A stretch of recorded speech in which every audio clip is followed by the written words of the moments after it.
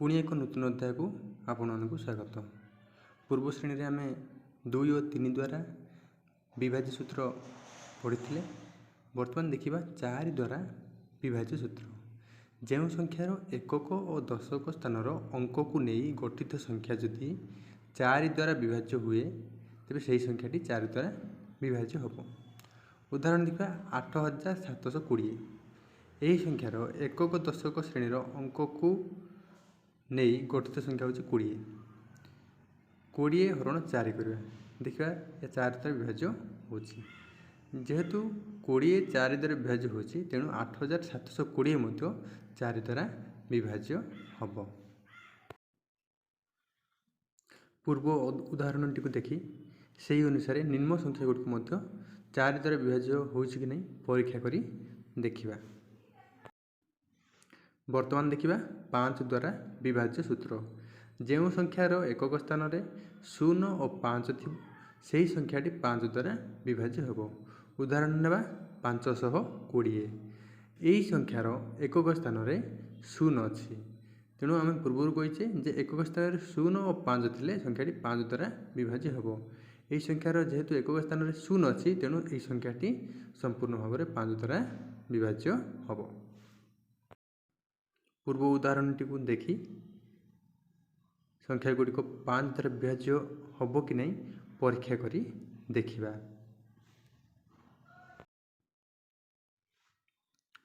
पुणी देखिबा 6 द्वारा विभाज्य सूत्र।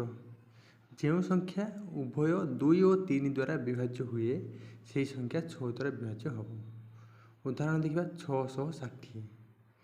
660 संख्याटी एकक स्थान में 0 थी संख्याटी 2 द्वारा विभाज्य हम। एवं देखिए 3 द्वारा विभाज्य हम कि नहीं। 3 द्वारा विभाज्य होगापी यही संख्यार अंक गुड़िक है 6 6 0।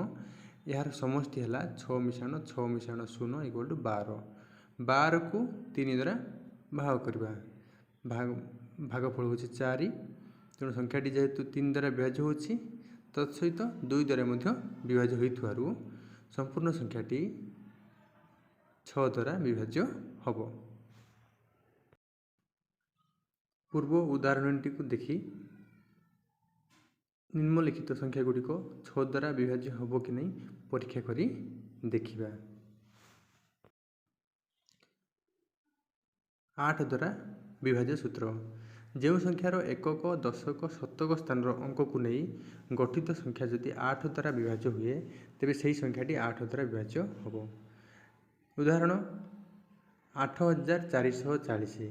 यही संख्यार एकक दशक शतक स्थान अंक को नहीं गठित संख्या हूँ 440।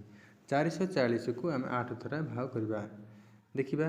भागफल एठारे 55 भाग 0 तेणु संपूर्ण भाव में 440 संख्याटी 8 द्वारा विभाज्य हो 8440 8 द्वारा विभाज्य हम। पूर्व उदाहरण टी देखंतु एवं उदाहरण देखिला परे शिखिला परे निम्न संख्या गुड़िक 8 द्वारा विभाज्य हम कि नहीं परीक्षा करी देखिबा।